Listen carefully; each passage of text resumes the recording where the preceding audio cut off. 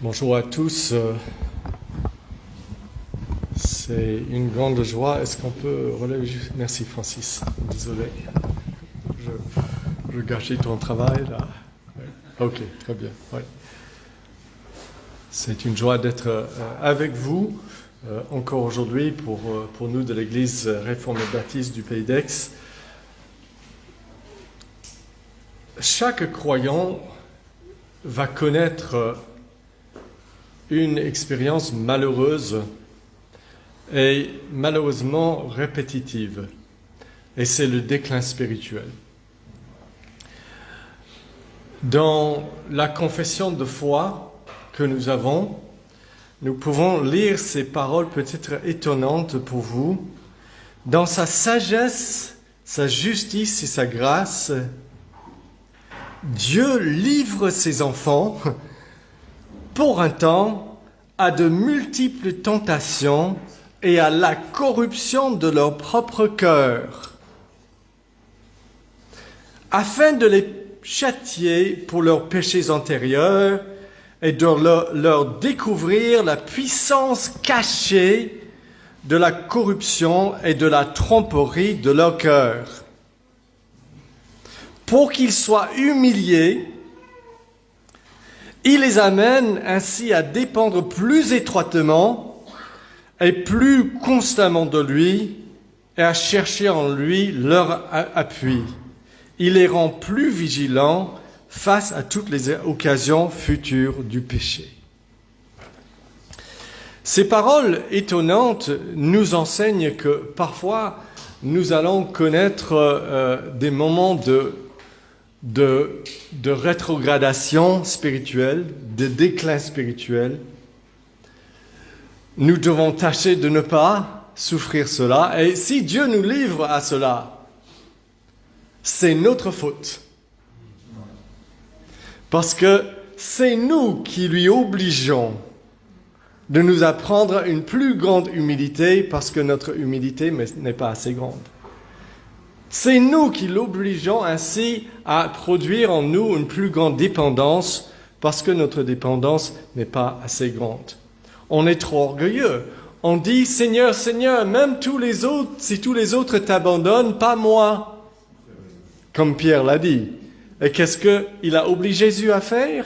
« Pierre, Pierre, je te dis, avant que le coq ne chante, tu me renierais 3 fois. » Satan a demandé de vous passer au crible et je te livre entre ses mains pour un temps. Mais j'ai prié pour toi. Et quand tu reviendras, fortifie tes frères. Nous lisons dans ce texte, si vous l'avez devant vous, sinon je vous le lis. Au début de ce texte, nous lisons « Mon âme est attachée à la poussière ». Et puis, un peu plus tard, « Mon âme de chagrin s'est fondue ». Donc, il s'agit bien de quelqu'un qui, comme moi parfois, et peut-être comme vous, peut dire que mes yeux sont secs, pas de larmes. Ma foi est faible, mon cœur est dur, mes prières sont froides. Ô Seigneur, mon âme est attachée à la poussière. Donc, nous voulons apprendre, parce que Dieu, dans sa bonté, nous donne ce petit passage pour apprendre comment se relever du tapis. Parce que parfois, on est envoyé au tapis.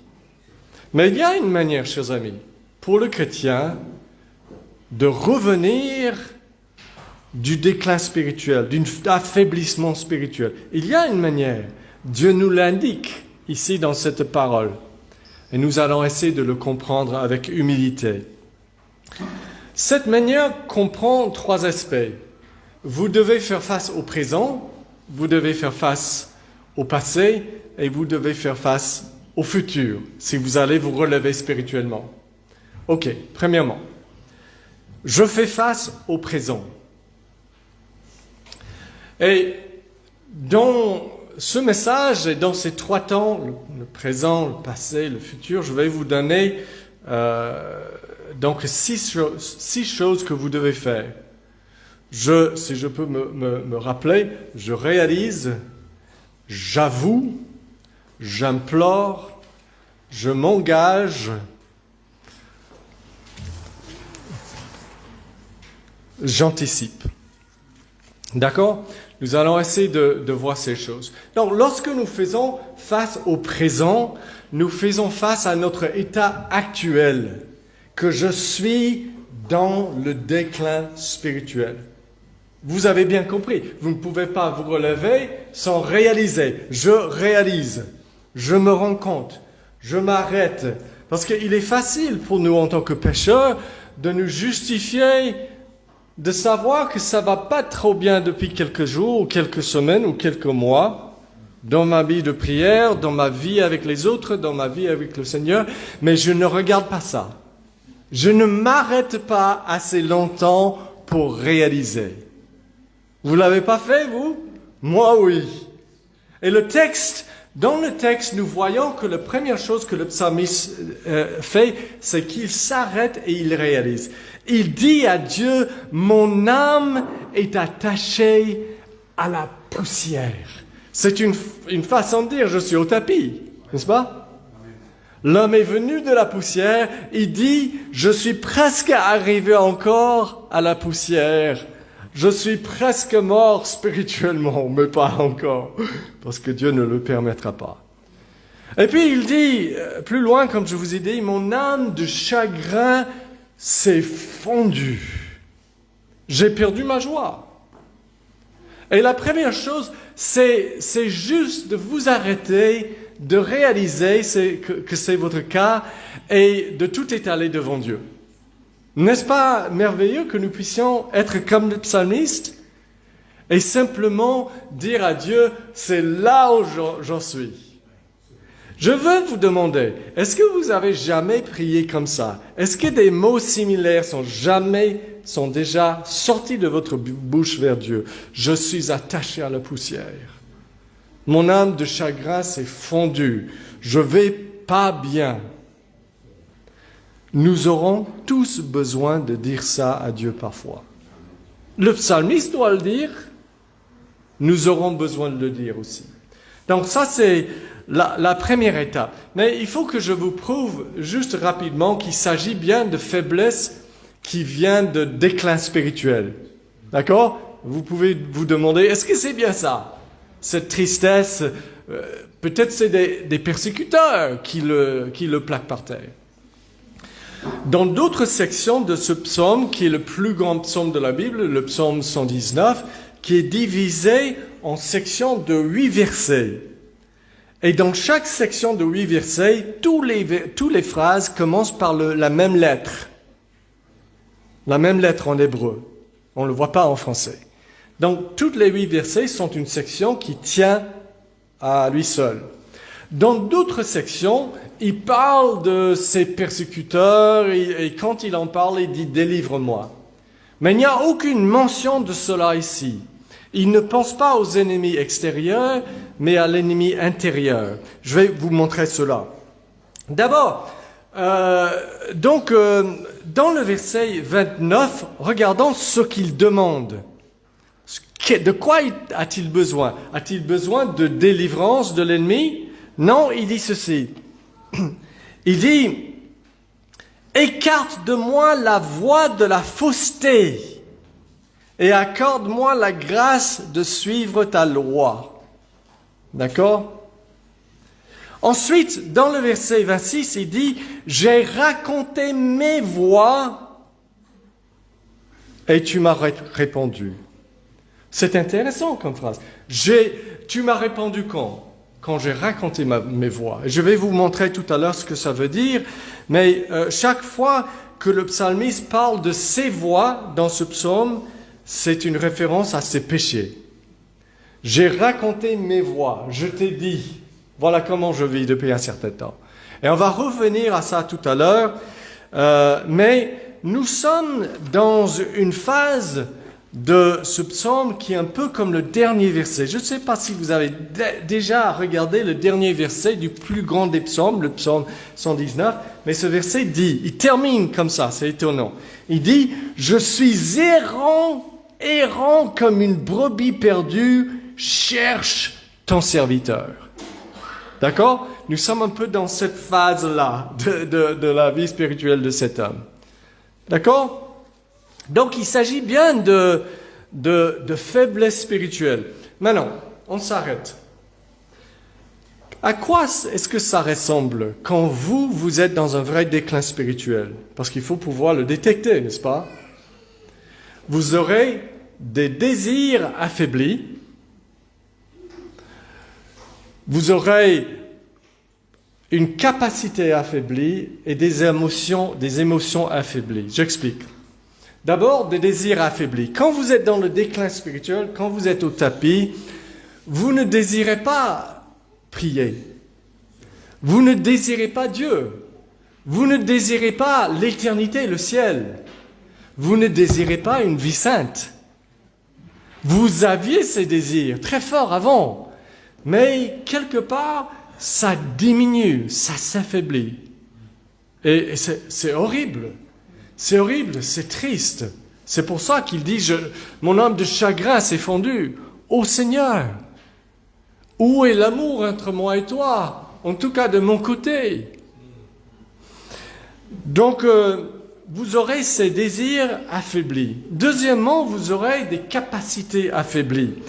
Je veux dire que vous ne seriez pas capable d'aimer, de croire, d'espérer comme avant, de servir, de vous donner, de vous attacher avec joie aux moyens de la grâce. Quand vous êtes dans un état affaibli, tout cela devient difficile. Quand vous êtes fort, vous prenez un poids d'une certaine mesure et vous le portez. Quand vous êtes affaibli, vous prenez le même poids et « j'arrive plus !» Et vous dites, quand vous êtes affaibli spirituel, « j'arrive plus !» Ni à prier, ni à servir, ni à... Je suis vraiment au tapis. Mon âme est accrochée, clouée à la poussière. Et puis, vous aurez des émotions affaiblies. Il dit de chagrin. Mon âme s'est fondue. Et quand nous sommes dans le déclin spirituel, nous venons, nous chantons à l'église, nous disons Amen, mais nous ne disons plus Amen parce que notre cœur dit Amen de joie. Nous disons Amen, vous savez pourquoi? Pour essayer de retrouver la joie. On dit Amen, mais dans le cœur, c'est creux. N'est-ce pas? On l'a tous vécu, si nous sommes de vrais croyants. Oh, quelle faiblesse, n'est-ce pas? Quelle faiblesse nous habite. Nous ne sommes pas les seuls. À l'église d'Éphèse, en Apocalypse, le Seigneur dit, vous avez quitté votre premier amour, déclin spirituel. Pensez à David pendant les mois après Bathsheba, avant qu'il ne se repente. Il a dit, quand je me suis tu, mes os se dévoraient. J'allais pas bien.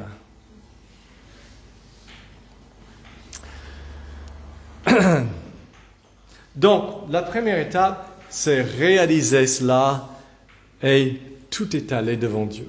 Dis-le, tout simplement. Ça, c'est faire face au présent. Maintenant, faire face au passé. Parce que si vous êtes dans le déclin spirituel aujourd'hui, il y a une raison, n'est-ce pas? Alors, il est temps de vous examiner, d'examiner vos voies des semaines passées, des mois passés. Qu'est-ce que vous êtes en train de faire qui n'est pas bien? Qu'est-ce que vous n'êtes pas en train de faire qui est bien, qui serait bien? Et nous voyons dans le texte, dans le verset 26, « J'ai raconté mes voies et tu m'as répondu. »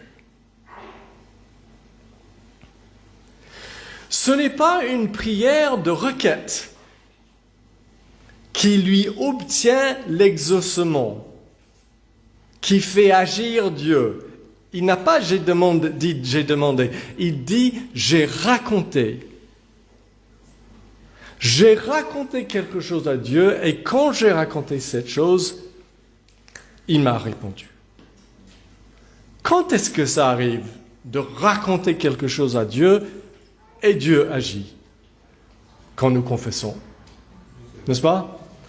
Je vous lis l'expérience de David. Tant que je me suis tu, mes os se consumaient, je gémissais toute la journée, car nuit et jour ta main pesait sur moi. C'est horrible d'être rétrograde. Ma vigueur n'était plus que sécheresse, comme celle de l'été. Je t'ai fait connaître mon péché. Je n'ai pas demandé quelque chose, j'ai raconté quelque chose. Je t'ai fait connaître mes péchés. J'ai raconté mes voies. Je n'ai pas couvert ma faute. J'ai dit, je confesserai mes transgressions à l'Éternel, et toi, tu as enlevé la faute de mon péché. Donc, quand nous faisons face au passé, nous passons en revue. Nous voulons prendre le temps, honnêtement, devant le Dieu qui nous aime et dire, « Ok Dieu, il est temps de faire le nettoyage du printemps de mon âme. » Vous savez, parfois au printemps, on va nettoyer à des endroits qu'on n'a jamais nettoyés depuis une année. On bouge des meubles et on fait ça. Je fais ça dans mon âme parfois. J'ai même sorti des bouts de papier pour essayer d'écrire tous les péchés dont je suis conscient. J'ai raconté à l'Éternel tout ce que je pouvais trouver qui n'allait pas. Peut-être que vous avez maintenant de mauvaises habitudes. Vous regardez des choses que vous ne deviez pas regarder, vous ne regardiez pas avant. Vous fréquentez, vous avez des mauvaises fréquentations, vous avez des mauvaises pensées que vous acceptez, vous hébergez, que vous n'acceptiez pas avant. Enfin, vous cherchez, les amis, cherchez ces choses et racontez à l'Éternel vos voies. Maintenant, ce qui est important, c'est que quand on confesse, on le fait sans excuse. N'est-ce pas? Je suis simplement un pécheur, ô Seigneur, et je n'ai pas d'excuse pour mon péché. Nous savons où aller avec nos péchés. Nous allons à la croix, n'est-ce pas? Si nous confessons nos péchés, dit Jean, il est fidèle et juste pour nous pardonner nos péchés et nous purifier de toute injustice. Nous allons à la croix comme au moment de la conversion. Et nous trouvons le même pardon, le même Sauveur, qui a même dit à Pierre, « Si je ne te lave pas, tu n'auras aucune part avec moi. » C'est-à-dire, vous devez, c'est ma volonté, que vous revenez souvent à moi pour être pardonné. Je termine ce deuxième point, je vais aller plus rapidement, mais quand est la dernière fois où vous avez raconté vos voies à l'Éternel? Vous avez pris du temps pour juste dire, voilà où j'en suis, ma vie en ce moment. Tout. Le péché et le bien. Les chagrins et les joies. Mais voilà où j'en suis, Seigneur. Ça, c'est faire face au présent, j'avoue. Faire face au passé, faire face au présent, je réalise mon état. Faire face au passé, j'avoue. Et maintenant, faire face à l'avenir. La première chose est très simple. J'implore. Maintenant, je ne peux pas rester là où je suis, n'est-ce pas? Dans l'avenir, à partir de maintenant, le futur doit être différent. Il faut que je me relève du tapis. Il faut que je retrouve mon Seigneur et ma joie, ma proximité, mon intimité, ma foi, mon espérance, mon amour. Et pour cela, la première chose, c'est que j'implore. Nous voyons ça dans les versets 25 et 28. Il dit, mon âme est attachée à la poussière, fais-moi vivre selon ta promesse. Parce que, chers amis, on ne se relève pas du tapis tout seul, pas spirituellement. Peut-être dans la boxe, vous pouvez, mais spirituellement, non. Nous devons être dépendants. Parfois, quand nous nous sentons coupables, nous essayons de régler les choses nous-mêmes. Mais soyons plus coupables que cela. Et dire au Seigneur, je ne peux pas. Je ne peux pas. Je vous ai donné 2 versets. Mon âme est attachée à la poussière, fais-moi vivre selon la parole. Le 2e verset, c'est mon âme de chagrin s'est fondue, relève-moi selon ta parole. Vous avez vu quelque chose qui est similaire dans ces 2 passages? Fais-moi vivre selon ta parole et relève-moi selon ta parole. Qu'est-ce que ça signifie selon ta parole? Qu'est-ce que vous pensez? Est-ce que vous pensez que cela veut dire que Dieu va utiliser sa parole pour nous relever? C'est pas ça. Non. Souvent dans le psaume, cette phrase revient et c'est une manière de dire « Fais-moi, relève-moi Seigneur, selon ta parole de promesse. » Tu as promis d'être un Dieu qui relève, qui pardonne, qui renouvelle, qui restaure. C'est la sorte de Dieu que tu es. L'Éternel est mon berger, je ne manquerai de rien. Il restaure mon âme. Il restaure mon âme. Et donc, quand nous prions pour le rétablissement spirituel, chers amis, nous prions d'une manière spéciale, d'une manière évangélique. Nous prions selon la grâce de sa promesse. Chers amis, le relèvement spirituel n'a pas sa source en vous, même pas dans votre désir de vous relever. Le relèvement spirituel, la vie à la source dans l'amour de Dieu pour vous. Avant de savoir que vous aviez besoin d'être relevé, il avait déjà mis des promesses dans sa parole. Le jour viendra où vous aurez besoin que je vous relève. Je vous promets que je suis un Dieu qui relève le pécheur. Je ne suis pas venu pour les justes, mais pour les injustes.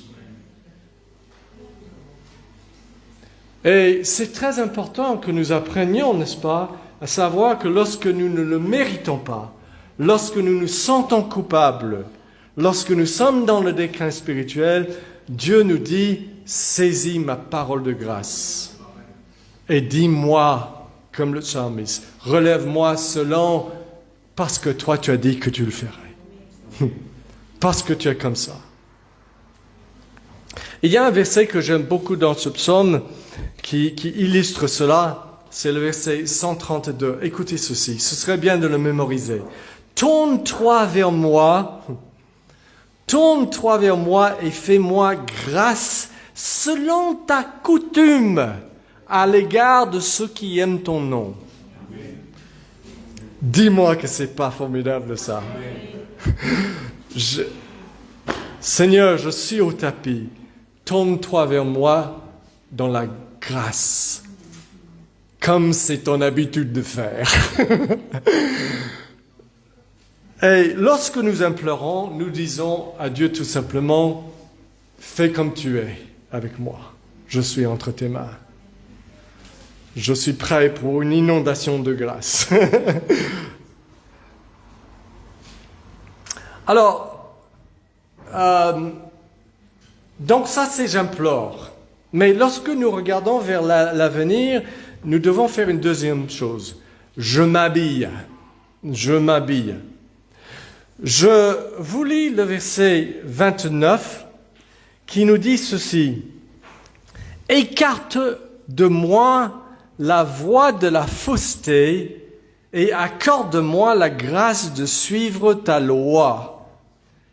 Est-ce que vous avez remarqué que là, dans ce verset, nous avons un truc négatif et un truc positif? Écarte de moi, enlève de moi la voie de fausseté, d'infidélité, et accorde-moi, donne-moi la grâce de suivre ta loi. C'est comme quelqu'un qui se déshabille d'une sorte d'habit et qui s'habille d'une autre. Vous savez que quand, le matin, si vous allez affronter l'avenir, la journée, et faire quelque chose, vous devez vous habiller. Mais chaque fois que vous habillez le matin, vous ne faites pas une chose, vous faites deux choses. Vous vous déshabillez, des habits de nuit, et vous vous habillez des habits de journée. Quand vous êtes dans le déclin spirituel, vous vous êtes habillé dans de mauvais habits, de mauvaises habitudes, de mauvaises pensées, de mauvaises émotions, et vous devez vous dépouiller. Vous devez les renoncer, les nommer, tourner le dos, dire plus de cela. Mais vous devez aussi remplacer ça, parce que si on ne remplace pas, ça revient, n'est-ce pas? La nature n'aime pas le vide, n'est-ce pas? Et lorsque vous écartez une chose sans le remplacer, ça ne marche pas. Je vous donne deux exemples. Voilà une dame, ça ne doit pas exister ici, mais voilà une dame qui a un problème d'impatience avec ses enfants. Heureusement, ça n'existe pas ici. Alors, si elle essaie tout simplement de prier pour la patience, d'essayer d'être patient, c'est-à-dire faire la partie positive, accorde-moi la patience, ça ne marchera jamais. Et beaucoup de chrétiens passent leur vie à donne-moi l'amour, donne-moi la patience. Ça ne marche jamais. Dans le Nouveau Testament, regardez Éphésiens 4, d'autres passages, c'est deux choses. Se dépouiller et se vêtir. Pas se vêtir simplement, donne-moi la patience, mais d'abord se repentir. J'ai deux choses à laquelle je dois faire face. Mon impatience et la patience que je cherche. Je fais face d'abord, maman, à mon impatience dans une repentance répétitive auprès du Seigneur. Seigneur, pardonne-moi, je cherche les racines de cette patience pour me dépouiller de mon impatience. Je dois savoir pourquoi. Il y a une raison pour mon impatience. Est-ce que c'est parce que je veux que les choses aillent toujours selon ce que je veux? Ou est-ce que c'est parce que vous cherchez en vous? Quelles sont les racines du péché? Est-ce qu'il y a un manque de grâce dans votre cœur pour savoir que vos enfants ont besoin de grâce, de marge pour pouvoir y arriver? Il peut y avoir toutes sortes de raisons dans le cœur, mais dépouillez-vous, cherchez, fouillez et repentez-vous pour ces choses. Tournez le dos sur ces attitudes. D'accord? Maintenant, le problème contraire, c'est que si quelqu'un essaie de se dépouiller sans se revêtir, ça ne marche pas non plus. Donc, je vous donne un autre exemple. Voilà un homme qui parle de manière négative au sujet des autres. Il n'y a pas d'homme comme ça ici, heureusement. Mais il a toujours des critiques, toujours des choses négatives. Il regarde toujours les choses d'un point de vue... Oui, il va voir ce qui ne va pas. Et maintenant, si cet homme essaie d'arrêter ça, il fouille, il cherche les racines de ça dans son cœur, il se repent, il tourne le dos sur ce négativisme, cet esprit de jugement. Je ne vais pas être négatif. Ça ne marche pas. Jusqu'à ce qu'il commence à poursuivre, à chercher, à être positif, aimant, bienveillant avec les autres. Je vous donne juste par exemple un verset qui vous montre ça. Écoutez bien ceci. Qu'il ne sorte de votre bouche aucune parole malsaine, négatives, critiques, mais s'il y a lieu quelques bonnes paroles, vous voyez, il faut écarter la voie de fausseté et il faut recevoir ou poursuivre la bonne voie. Pour des jeunes hommes qui luttent parfois avec la convoitise sexuelle et qui disent « je ne vais pas faire ça, je ne vais pas faire ça, je ne vais pas avoir cette pensée », ça ne marche jamais. Parce qu'ils ne réalisent pas qu'au fond de cela, il y a le problème de ne pas aimer véritablement la personne envers qui en a une pensée de convoitise.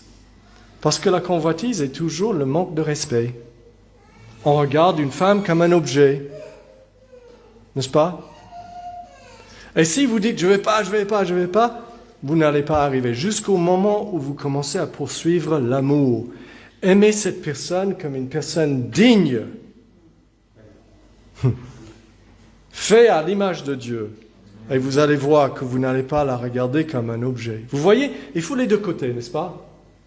Et dans le psaume, nous voyons ça lorsqu'il dit « écarte de moi la voie de la fausseté et accorde-moi la grâce de suivre ta loi. » Et quand vous êtes dans cette démarche de vouloir vous relever du tapis, cherchez les choses que vous devez maintenant, sur lesquelles vous devez tourner le dos, et cherchez les choses que vous devez maintenant poursuivre.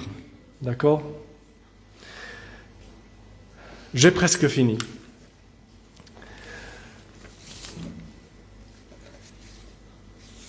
Je m'engage.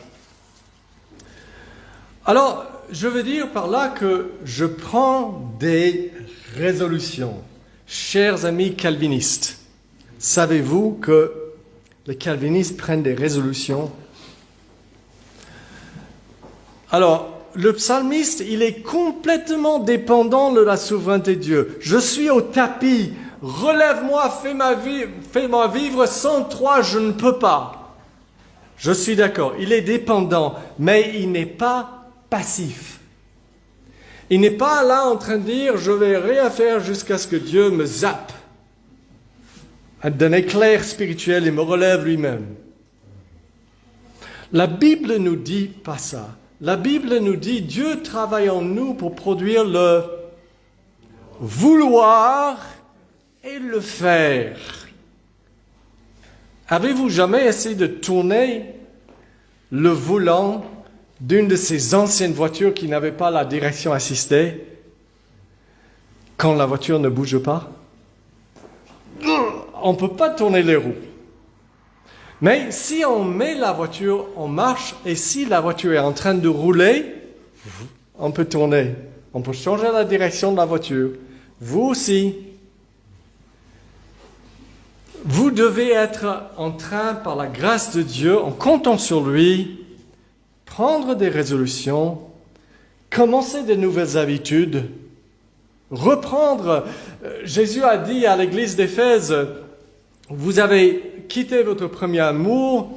Il a dit, repentez-vous et faites les choses premières. Faites les choses que vous avez fait au début. Donc, on commence à refaire ces choses qu'on faisait quand on allait bien, en dépendant à Dieu, mais avec beaucoup de résolution, beaucoup de détermination. Regardez ces versets. D'abord le verset 30, ensuite 31 et 32. Je vais les lire ensemble et vous allez voir à quel point c'est fort. Il vient de dire, accorde-moi la grâce de suivre ta loi, il est dépendant, mais maintenant écoutez, je choisis la voie de la fidélité, je me conforme à tes ordonnances, je m'attache à tes préceptes, je courrai dans la voie de tes commandements quand tu auras mis mon cœur au large. Vous voyez la résolution? Et donc, il est très important que nous prenions des résolutions, mais pas comme ça. Le psalmiste ne les prend pas comme ça. Il les prend dans la prière envers Dieu. Je me demande s'il vous est jamais arrivé de dire à Dieu des résolutions fortes comme cela. Je crois qu'il y a beaucoup de chrétiens qui ne prient simplement pas comme cela. qui ose dire à Dieu, Seigneur, ok, par rapport à mon état spirituel, ce péché qui me tient sur son emprise, maintenant, je choisis la voie de la fidélité. Je le dis à Dieu lui-même. Je m'attache à tes préceptes. Je courrai dans la voie de tes commandements quand tu vas élargir mon cœur. Il y a de la dépendance, mais il y a de la résolution. D'accord? Et cela est très important. Je crois que souvent nous sommes trop passifs lorsque nous sommes dans le déclin spirituel. Et ça ne marche pas. Je suis d'accord avec vous que vous pouvez tomber 1000 fois en essayant de garder ses résolutions. Mais l'homme juste tombe 7 fois et se relève. OK? Je termine avec le 6e et dernier point. Et nous sommes en train de regarder le futur. Et nous avons dit, j'implore, je m'habille avec des bonnes habitudes et je m'engage, je prends des résolutions et j'anticipe. J'anticipe avec confiance que Dieu va me rendre victorieux. Je vais me relever. Ça, c'est sûr. Il y a une chose qui est certaine, c'est que je vais me relever. Vous avez vu cette certitude dans le texte que Pierre Pisani vous a lu en Malachie tout à l'heure. Je vais juste vous le relire. Pardon, pas Malachie, mais Michée. Écoutez cette certitude. C'est presque... Ouais. Vraiment étonnant. C'est l'Église qui parle. Ne te réjouis pas à mon sujet, mon ennemi, car si je tombe, je me relèverai. Wow, c'est juste... la foi fait mal au diable, n'est-ce pas? Si je suis assise dans la lumière, dans les ténèbres, l'Éternel sera ma lumière. Je supporterai le châtiment de l'Éternel, puisque j'ai péché contre lui, jusqu'à ce qu'il défende ma cause et me fasse droit. Il me fera sortir à la lumière, et je contemplerai sa justice. Pas la mienne, ma justice, sa justice, qui me pardonne, me relève et me sauve. C'est juste formidable, n'est-ce pas? Et dans ce passage que nous étudions aujourd'hui, nous avons la même anticipation. Je courrai dans la voie de tes commandements quand tu auras mis mon cœur au large. Il anticipe l'avenir, n'est-ce pas? Il y a beaucoup de chrétiens qui prient quand ils sont dans le déclin spirituel, qui font tout ce que j'ai dit dans les 5 premiers points, ils font ça bien, mais ils font ça dans l'incrédulité. Ils ne s'attendent pas à ce que vraiment ils se relèvent ou qu'ils soient vainqueurs un jour du péché qui les embête tellement depuis des mois ou des années. Ils n'ont pas cette anticipation. Ça veut dire qu'ils ne marchent pas dans cette démarche par la foi. Parce que, écoutez-moi, la foi, c'est l'assurance des choses qu'on espère. C'est la conviction des choses qu'on ne voit pas. Ça veut dire que la foi, c'est que je m'attends à quelque chose que je ne vis pas actuellement. Mais je m'attends au jour où je vais le vivre. Je ne le vois pas dans ma vie, mais je le vois par la foi venir. Et je m'y accroche. Je courrai dans les voies de tes commandements quand tu auras mis mon cœur au large. Est-ce que vous avez remarqué, et je suis à la fin les amis, j'ai dit ça 2 fois déjà, mais c'est la vraie fin maintenant. Est-ce que vous avez remarqué que le passage commence dans la poussière et finit dans la course? Mon âme est attachée à la poussière. Je courrai. C'est quelqu'un qui est dans la poussière qui est en train de penser au moment où il va courir. Est-ce que vous faites ça? Est-ce que vous priez comme ça? Est-ce que vous croyez comme ça? Pourquoi pouvons-nous croire comme ça? Parce que notre Dieu est parfaitement fidèle. Et il est un Dieu qui relève les brebis sans faillir. Gloire à lui. Amen. Nous allons nous lever pour chanter.